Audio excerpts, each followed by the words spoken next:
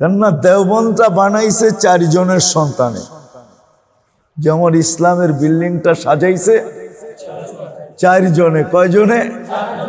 আবু বকর, ওমর, ওসমান, আলী। দেওবন্দটাকেও সাজাইছে কয়জনে? 4 জনের সন্তান মিলা সাজাইছে। আবু বকর কাসেম নানতবি, ওমর শাহ ওলিউল্লাহর থেকে নিয়া দারুল উলুম দেওবন্দের ফতুয়া যিনি লেখছেন শাহ আব্দুল আজিজুর রহমান, উনি। তৃতীয় শব্বির আহমদ উসমানী, ইনি হইলেন ওসমান রাদিয়াল্লাহু তাআলা আনহুর সন্তান। আর হোসাইন আহমদ, ইনি হইলেন আলী রাদিয়াল্লাহু তাআলা আনহুর সন্তান। 4 জনের সন্তান মিলা দেওবন্দ গুছাইছে। এখন আপনি যদি দেওবন্দের উপরে আঙ্গুল উঠান, ইসলামের উপরে আঙ্গুল উঠান, তো ওই 4 ইসলামের বাড়ির উপরে যদি আঙ্গুল উঠান, তো ওই 4 জনের উপরে আঙ্গুল উঠবে। 4 জনের উপরে আঙ্গুল উঠা আল্লাহর রসুলের উপরে আঙ্গুল যাবে। আপনি যদি দেওবন্দের উপরে আঙ্গুল উঠান, তো এই 4 জনের উপরে আঙ্গুল উঠাইলেন। আর যদি আপনি বলেন আমি অমুককে মানি, এই কারণে মানি, তাহলে আপনি 1 জন মানলেন, 3 জন মানলেন, 3 জন মানলেন, আর হুকুম কি? 4 জনকে মানো। কেননা দেওবন্দের ভিতরে এই 4 জনেরই লহু লাগছে, 4 জনেরই ঘাম লাগছে, 4 জনেরই রক্ত লাগছে, 4 জনেরই পরিশ্রম লাগছে, 4 জনেরই মেহনত লাগছে। এটা ওই কথার থেকে আসলো যে হক বুঝার জন্য কখনো কখনো সঙ্গ এটাও বাধা হয়ে দাঁড়ায়। এই জন্য কোরআনে আসছে সঙ্গ যেন তোমার সৎ হয়। কুনু মা সাদিকিন, সঙ্গ যেন সৎ হয়, পরিবেশ বাধা হয়ে আসে। এই জন্য বলছে নেক পরিবেশের ভিতরে থাকো। আর আগের গুলা তো দেখাইলামই, কখনো বিবেক বুদ্ধিও বাধা হয়ে দাঁড়ায়, কখনো বুদ্ধি বাধা হয়া, কখনো বিদ্যা বাধা হয়া দাঁড়ায়। এরকম অনেক বাধা আছে। এই জন্য আল্লাহ আমাদেরকে হুকুম দিছেন, দিনের কথা যখনই শুনবা বড় মনোযোগ দিয়ে শুনবা, বড় নীরবতার সাথে শুনবা। তাইলে হইতে পারে সমস্ত বাধাকে সরায়া আমরা তোমার দিলের ভিতরে গাইথা দিব, হক তোমাকে বুঝাইয়া দিব। আর হক বুঝা দরকার আছে। কেন দরকার আছে এটাই বুঝাইতে চাইতেছি। আজকে আসলে যেই সম্পর্কগুলা মূল্যায়ন করা ছিল, দরকার ছিল, যেই সম্পর্কগুলা সবচেয়ে মূল্যায়ন করা দরকার ছিল, আলোচনা করা দরকার ছিল, চর্চা করার দরকার ছিল, আরো যত শব্দ আছে লাগাইতে পারেন আপনি, যেই সম্পর্কগুলা সবচেয়ে বেশি গুরুত্ব দেওয়া দরকার ছিল। আজকে ওই সম্পর্কগুলা না আমরা মূল্যায়ন করি, না গুরুত্ব দেই, বরং এর জায়গায় যেই সম্পর্কগুলো আমরা আজকে মূল্যায়ন করতেছি, গুরুত্ব দিতেছি, এবং যেটার জন্য জান মাল সবকিছু বিলীন করতেছি, কোরআন কিন্তু আমাদেরকে সুস্পষ্ট বুঝাইতে চাইতেছে এই সম্পর্কগুলো একদিন ছিন্ন হয়ে যাবে। একদিন আমাদের ছিন্ন হয়ে যাবে। হ্যাঁ, ছিন্ন হইতো না যদি আমরা সম্পর্কের মূল্যায়ন কিভাবে করতে হয় এটা যদি আমরা শিখতে পারতাম, করতে পারতাম, তাইলে কিন্তু সম্পর্কগুলা হিতে বিপরীত হতো না। বাংলা একটা প্রবাদ বাক্য আছে, কখনো কখনো হিতে কি হয়, হিতে বিপরীত হয়। কেননা আমরা সম্পর্কগুলা কতটুক মূল্যায়ন করতে হবে এটাও আমরা শিখি নাই, মাত্রা আমরা শিখি নাই। কোনটাকে কতটুকু মূল্যায়ন করতে হবে এটা আমরা শিখি নাই, কোনটাকে কতটুকু দাম দিতে হবে এটাও আমরা শিখি নাই। সম্পর্কগুলা কোন পদ্ধতিতে গড়া উঠাইতে হবে এটাও আমরা শিখি নাই। যেমন উদাহরণস্বরূপ, সন্তান পয়দা হইলে সর্বপ্রথম মা বাবার কাম হলো যে সুন্দর নাম নির্বাচন করা। কি নাম? কি সুন্দর অর্থবহুল নাম, আল্লাহওয়ালাদের নাম, সাহাবায়ে কেরামের নাম, তাবেঈদের নাম, যেই নামগুলার মানুষগুলা বড় বরকতময় ছিল, ওইগুলা নির্বাচন করা প্রথম কাম ছিল তার। তারপরে দাপে দাপে এক একটা কাজ আসতো, ওগুলা করতে থাকতো। তাহলে দেখা যেত এই সম্পর্ক তার ছিন্ন হতো না। দুনিয়াতেও খুব কাজে আসতো, আখেরাতেও কাজে আসতো। একটা কথা আপনারা মানবেন কি মানবেন না জানি না, আজকে মানুষ আপন জন দ্বারা যতটুকু ক্ষতিগ্রস্ত, অপরিচিত দ্বারা এতটুকু ক্ষতিগ্রস্ত না। আপনার কাছের লোক, সম্পর্কের লোক আপনাকে যতটুকু ব্ল্যাকমেল করতে পারবে, অপরিচিত মানুষ এতটুকু পারবে না। আপনার কাছের মানুষ আপনাকে যতটুকু আপনার সাথে প্রতারণা করতে পারবে, অন্য মানুষ কিন্তু এতটুকু পারবে না।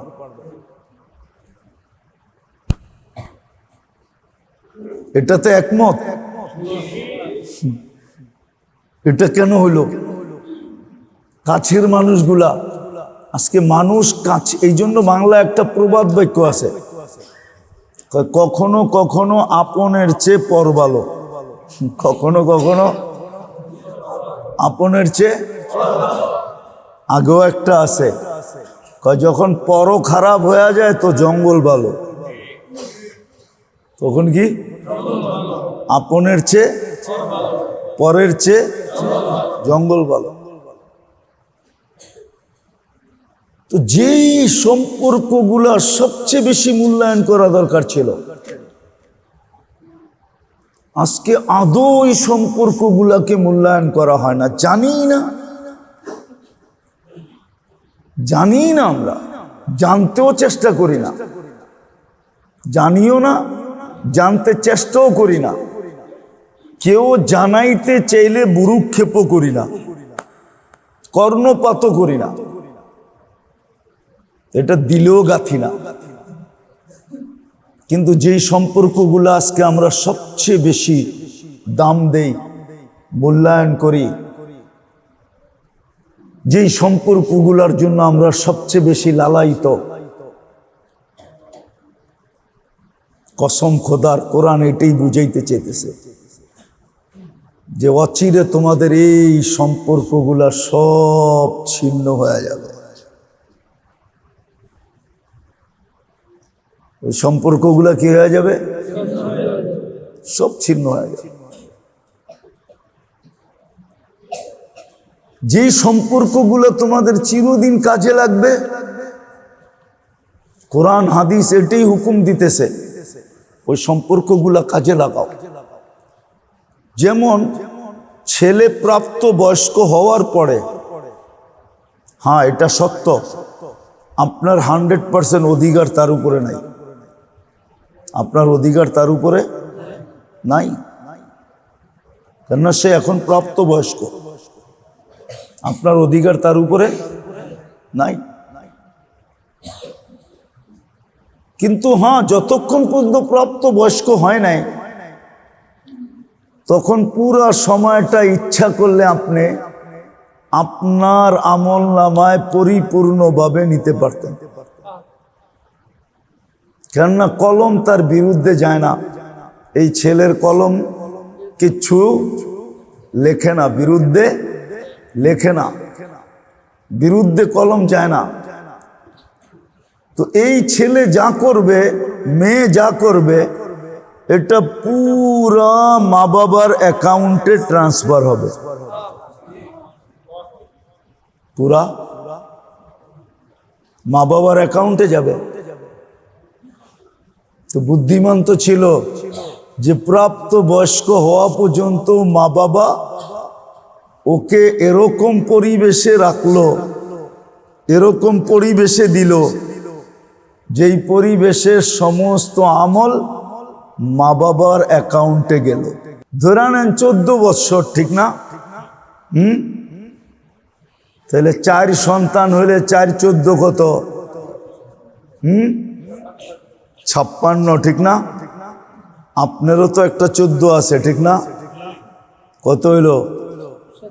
70। আপনি যদি 70 বৎসর বাঁচলেন, তাহলে তো আপনার 70 বৎসর নিষ্পাপের খাতায় গেল। কেননা 4 14 তো নিষ্পাপ।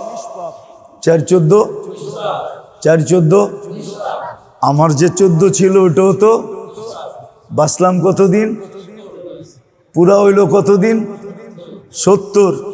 তো 70 তো নিষ্পাপের খাতায় গেল।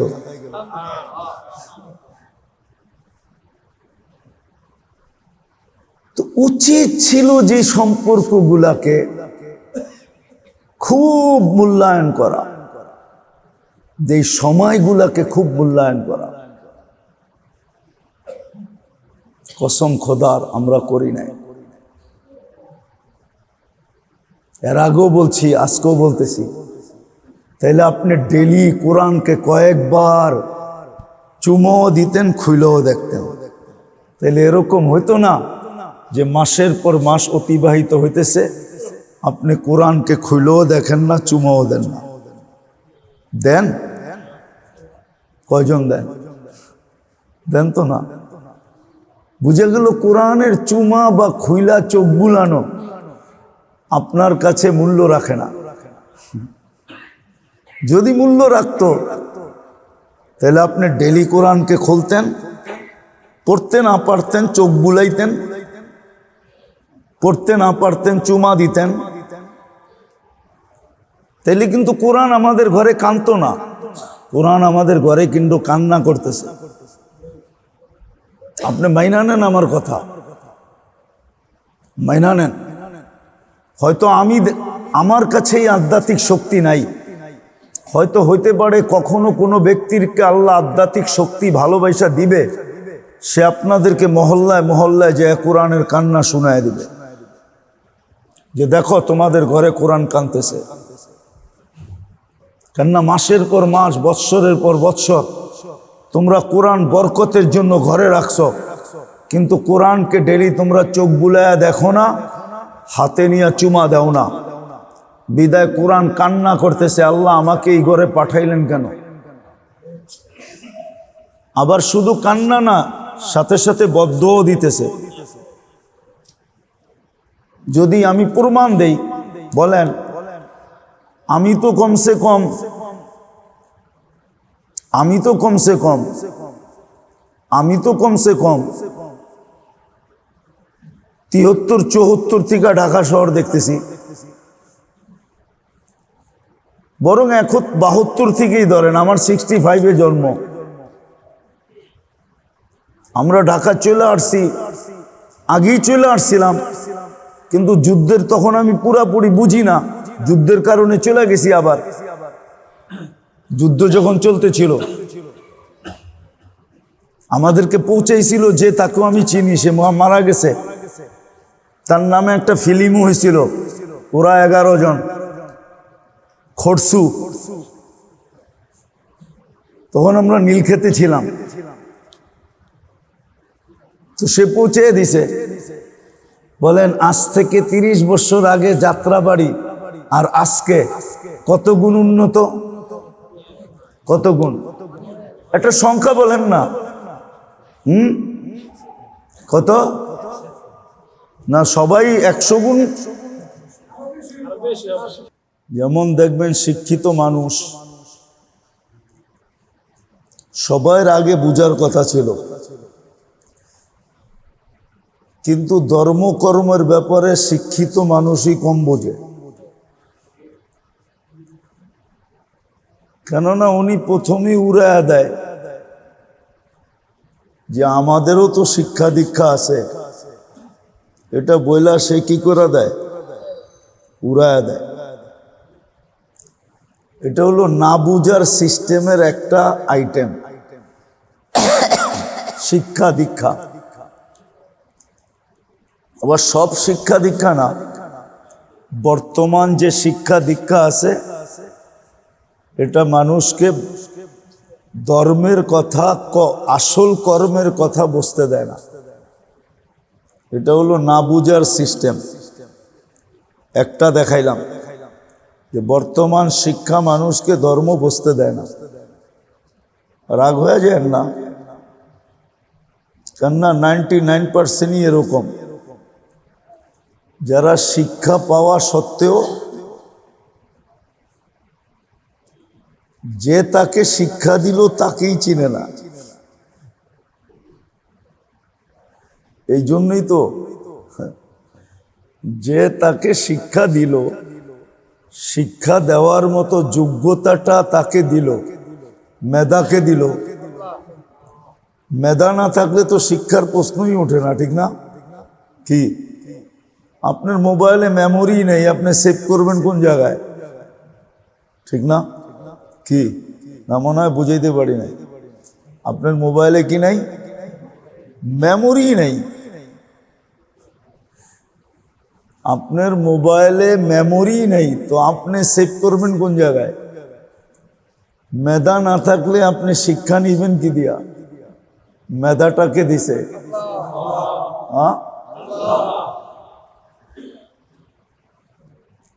আজকাল যে মানুষ একটা কথা বলে ভালো মতে ধ্যান দিয়া, কিন্তু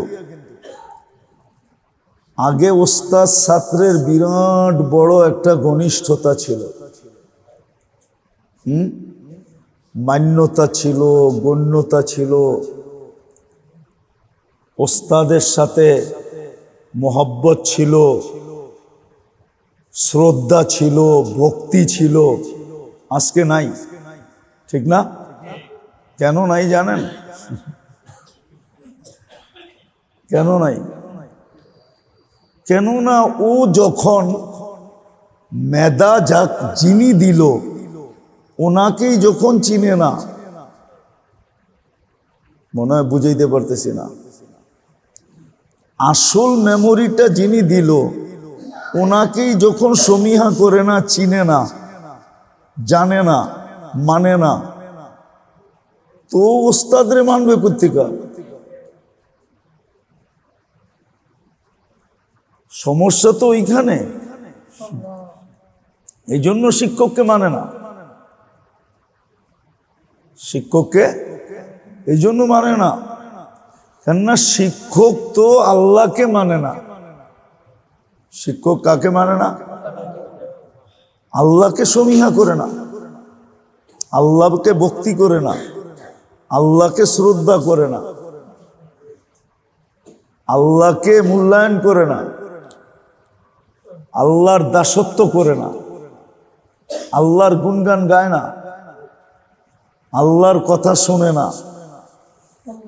তো শিক্ষককে যে মেধা দিল, মেমোরি দিল, শিক্ষক যখন ওইখানে মানে না, তো এইখানে আইসা ছাত্র শিক্ষককে মানে না। মনে হয় বুঝাইতে পারি নাই। এই জন্য একটা কাহিনী আছে সত্য। থানবী রহমতুল্লাহ আলাই সকালবেলা এশাকের নামাজ না পড়া ঘরে গেছেন নাস্তার জন্য। তো যেই ঘরে গেছে ওনার 2 ঘর ছিল, যেই কোনো এক ঘরে গেছে, যাওয়ার লগেই ঘরওয়ালি কইতেছে, কেন আমার কাছে আসছো কেন, ওইটাই দিল না?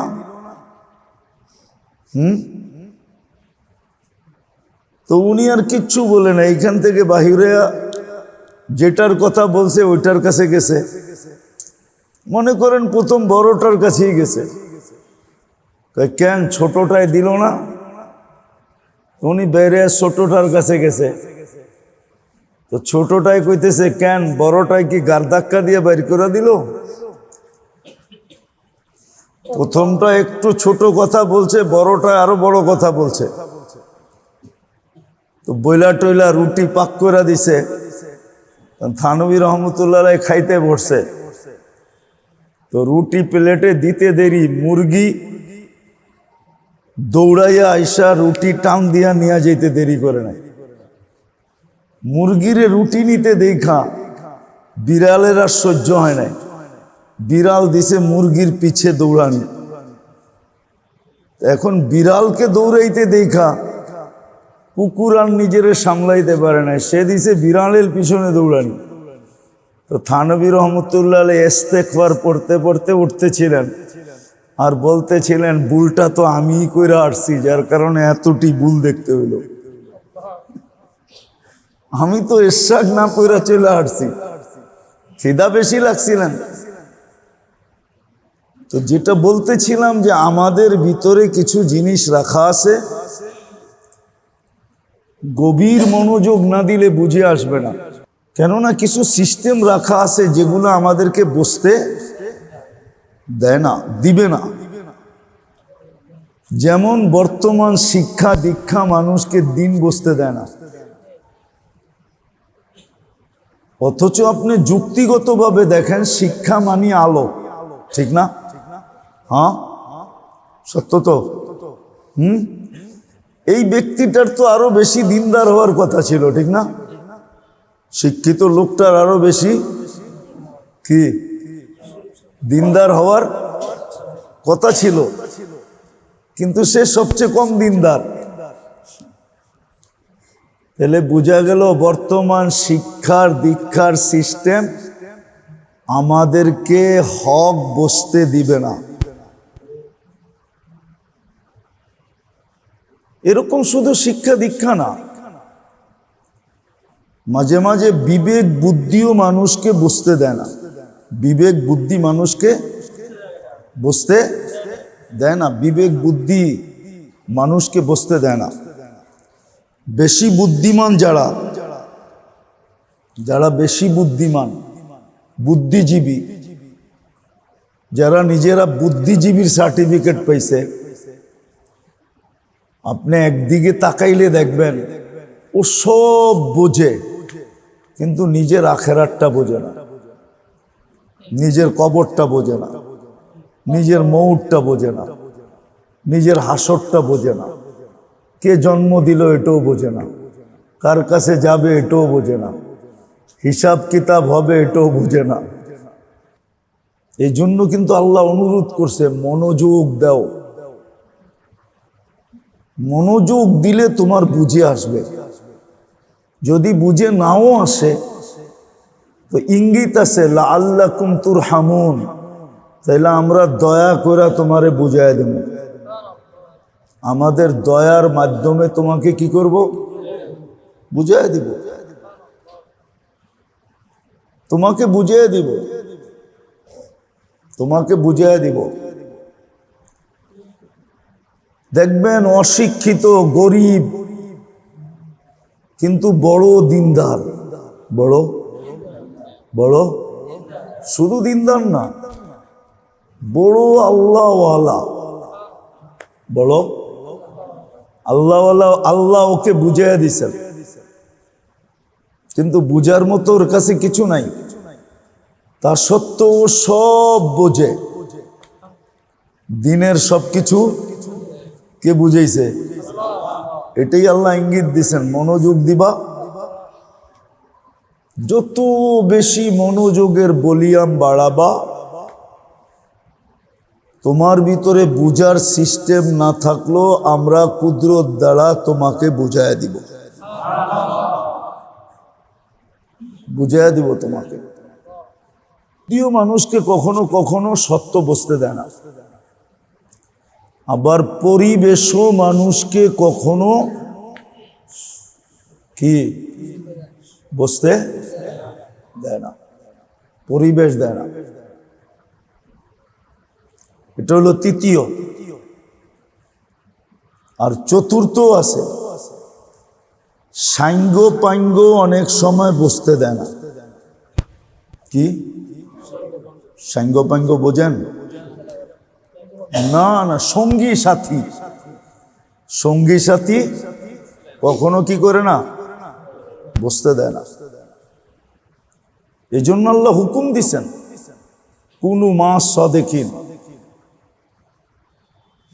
এই জন্য আরবিতে প্রবাদ বাক্য আছে, উতলুবির রফিক কবলা তারিক। সফর করার আগে দেখো তোমার সঙ্গীরা কেমন।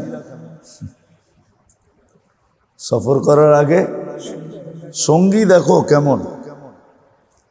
বাড়ি বানানোর আগে প্রতিবেশী দেখো কেমন। বাড়ি বানানোর আগে প্রতিবেশী,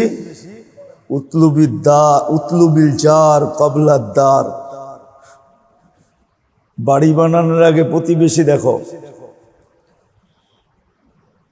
শুধু বাড়ি না, ব্যবসা করার আগেও প্রতিবেশী দেখো।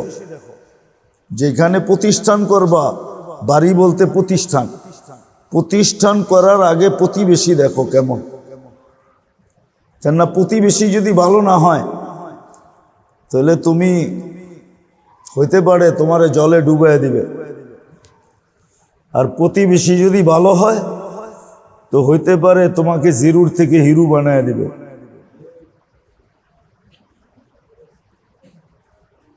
এই জন্য মনোযোগ দিয়ে শোনা, কিন্তু নাইলে কিন্তু কথা বুঝে আসবে না, দিলে গাঁথবে না।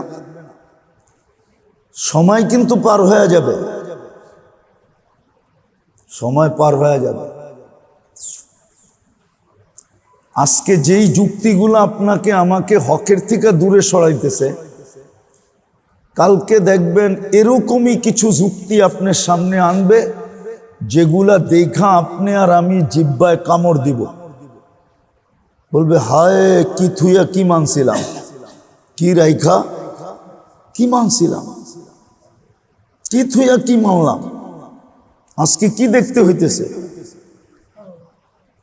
আজকে অনেক যুক্তি, অনেক তর্ক, এটা হলো ৫ম নাম্বার। অনেক যুক্তি, অনেক তর্ক আমাদেরকে কি দিনের থেকে দূরে সরাইতেছে। দিন বসতে দেয় না, সত্য বসতে দেয় না, সত্য বসতে দেয় না। একটা জিনিস মনে উঠলো প্রেক্ষাপটের উপরে বলবো, আবার অন্যদিকে নিয়েন না, বুঝানোর জন্য বলতেছি।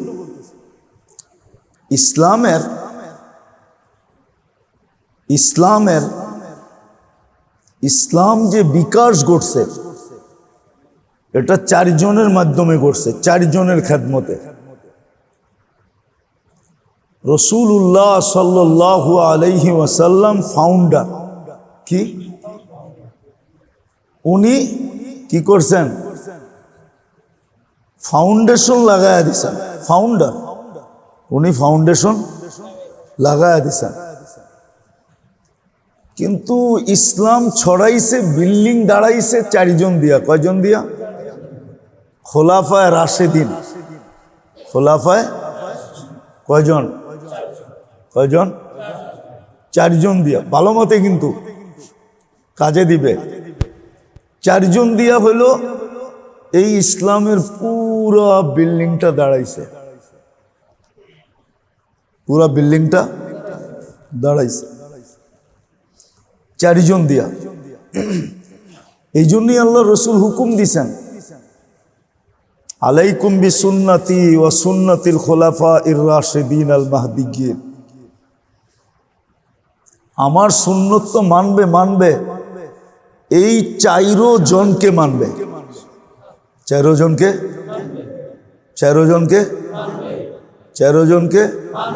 মানবে। এই 4 জন হইল ইসলামের কি? না না না, ভুল বুঝতেছ। ফাউন্ডার হইল আল্লাহর রসুল সাল্লাল্লাহু, উনি ভিত্তি স্থাপন করছেন। এই জন্য বলছে আনা মদিনাতুল ইলম, আমি এলেমের শহর। শহর, আমি কি শহর? আবার একটা বইলা দিয়ে গেছেন আলী গুন বাবুহা, আলী আর গেট।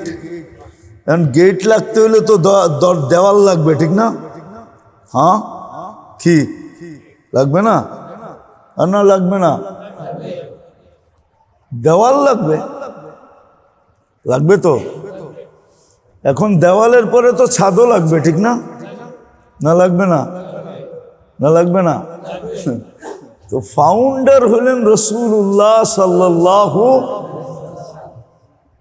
কিন্তু ইসলামের বিল্ডিং এর পরিপূর্ণকারী, দিনের বিকাশ প্রকাশ সব কিছু এই বিল্ডিংটাকে দাঁড় করাইছেন কয়জনে? কয়জনে? আবু বকর, ওমর, ওসমান, আলী। ওসমান, আলী, চাইরো জনকে মানতে বলছে, একজন না। কয়জনকে? কয়জনকে? চাইরো জনকে, ভালো মতে। কিন্তু আজকে একটা শয়তান ধোকার চাল চালছে, আমি আপনাদেরকে দেখাইতেছি। ঠিক এই চারজন যেরকম ইসলামের খেদমত দিয়া, নিজেদের শ্রম মেধা সবকিছু দিয়া ইসলামের বিল্ডিংটাকে সারা দুনিয়ার সামনে দাঁড় করায় দিছেন, রাজপ্রাসাদটা দাঁড় করায় দিছেন। এই চারজনের সন্তানই দারুল উলুম দেওবন্দকে সারা দুনিয়ার ভিতরে দাঁড় করায় দিছে। এই চারজনের সন্তানই কি করছে? দারুল উলুম দেওবন্দের দাঁড় করায় দিছে। এখন দারুল উলুম দেওবন্দকে মানা মানি হইল ওই চারজনকে মানা। ওই কেননা দারুল উলুম দেওবন্দ দাঁড় করছে চারজনের সন্তানই এটার ভিতরে অংশীদার। আমি একজন একজন করে দেখাবো ইতিহাসের পাতার থেকে। কিন্তু শয়তান একটা চাল কি খাটছে, দারুল উলুম দেওবন্দ মানলে কয়জন মানা হবে? কয়জন? কেন এটারে দাঁড় করাইছে কয়জনে? চারজনের সন্তান। চারজন কে কে? আবু বকর, ওমর, ওসমান, আলী। কিন্তু শয়তান একটা চাল খাটাইছে আয়েশা, যে শুধু একজনরে মানো, কেননা উনি আবু বকর সিদ্দিক রাদিয়াল্লাহু তাআলা আনহুর সন্তান। তাহলে একজনরে মানলে কয়জনকে মানা বাদ পড়লো? আর দেওবন্দকে মানলে কয়জনকে মানা হইলো? আমাদের বর্তমান তাবলিগের বিভক্তিতে শয়তান এই চালটা খাটাইছে। মনে হয় বুঝাইতে পারি না আপনাদের। শয়তান এই চালটা, যে একজনরে মানো, তাইলে চারজনের কয়জনকে মানা হইল? কয়জনকে? কয়জনকে? একজনকে মানা হইল। আর দেওবন্দকে মানলে আল্লাহর রসুলের হুকুম কি? চারজনকে মানো। দেখেন কেমন সূক্ষ্মভাবে শয়তান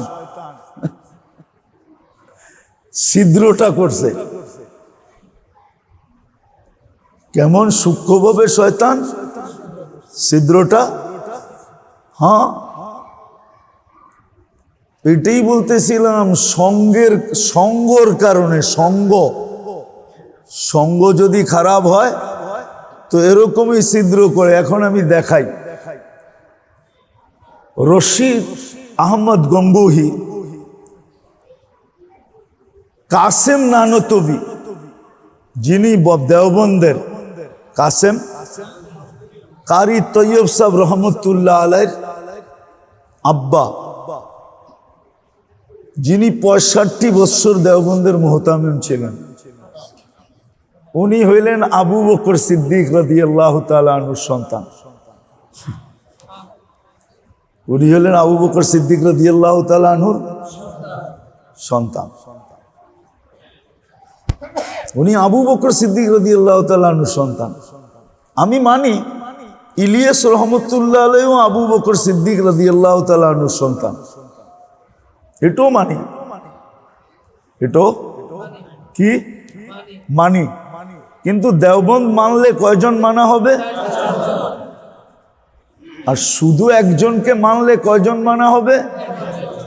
হুকুম হুকুম কি? 4 জনকে মানো। হুকুম কি? কিন্তু শয়তান কত সূক্ষ্মভাবে খেলাটা খেলছে, যার কারণে মনোযোগ হট্টগোল করলে হবে না। তো কাসেম নানতুবি রহমতুল্লাহ আলাইহি ইনি হইলেন দেওবন্দের প্রথম ফাউন্ডারের একজন। উনি হইলেন কি? আবু বকর সিদ্দিক রাদিয়াল্লাহু তাআলা আনহুর বংশধর। আমি একজন একজন করে নাম দিতেছি, 1 ডজন দেওয়া যাবে। উনি হইলেন দ্বিতীয়। আমাদের যে হাদিসের, দেওবন্দের যে হাদিসের মেইন সনদ যেখান থেকে শুরু, শাহ ওলিউল্লাহ মুহাদ্দিসে দেহলভির থেকে নিয়া দেওবন্দের ফতুয়া যিনি লেখছেন, আজিজুর রহমান ফতুয়ায়ে দেওবন্দ যিনি লেখছেন, উনি হইলেন উমর রাদিয়াল্লাহু তাআলা আনহুর সন্তান। উনি হইলেন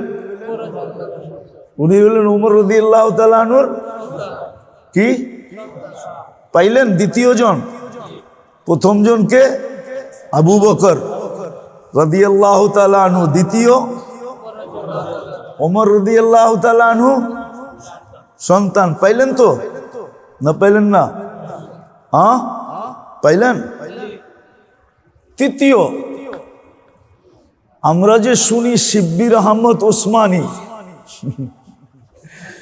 উনি ওসমান রাদিয়াল্লাহু তাআলা আনহুর সন্তান।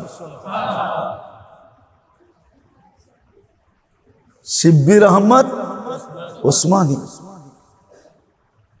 ইনিও দেওবন্দের।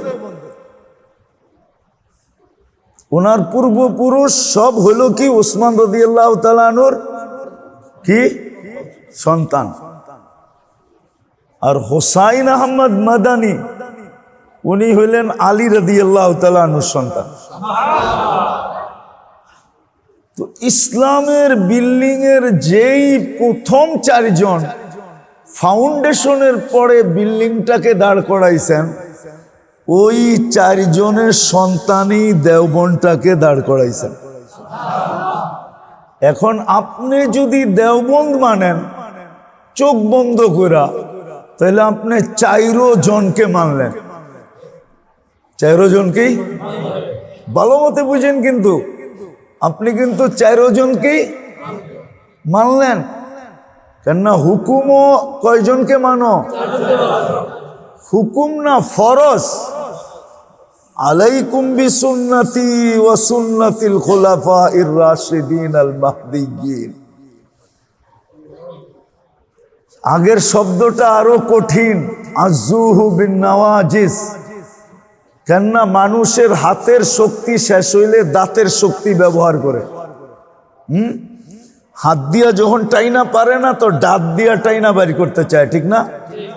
কি মনে বুঝে নাই? না, এ বোঝে নাই। হাতের শক্তি যখন না পারে, তো দাঁতের শক্তি ব্যবহার হয়। কোনো কিছু একটা হাত দিয়া টাইনা না পারলে বাহির করলে, তো দাঁত দিয়া কামড় দিয়া বাহির করে, ঠিক না? কেননা হাতের চেয়ে দাঁতের শক্তি অনেক গুণ বেশি। আল্লাহর রাসূল বলছে এই 4 জনকে ধরে রাখবা, হাত দিয়া শক্তি না পাইলেও দাঁত দিয়া শক্তি লাগায় ধরে রাখবা, ছুটা যেন না যায়। কিন্তু শয়তান কত স্লো পয়জনে আইসা তাবলিগের ভিতরে বিভক্তি ঘটাইছে। ওনাকে মানো কেন? উনি উসমান আবু বকর সিদ্দিক রাদিয়াল্লাহু তাআলা আনহুর সন্তান। আমিও বলি আবু বকর সিদ্দিক রাদিয়াল্লাহু তাআলা আনহুর সন্তান। কিন্তু এইখানে তো শুধু একজন মানা হইল, হুকুম তো হইল 4 জনকে মানো। কয়জনকে? আর দেওবন্দকে মানলে পুরা 4 জনকে মানা হইল।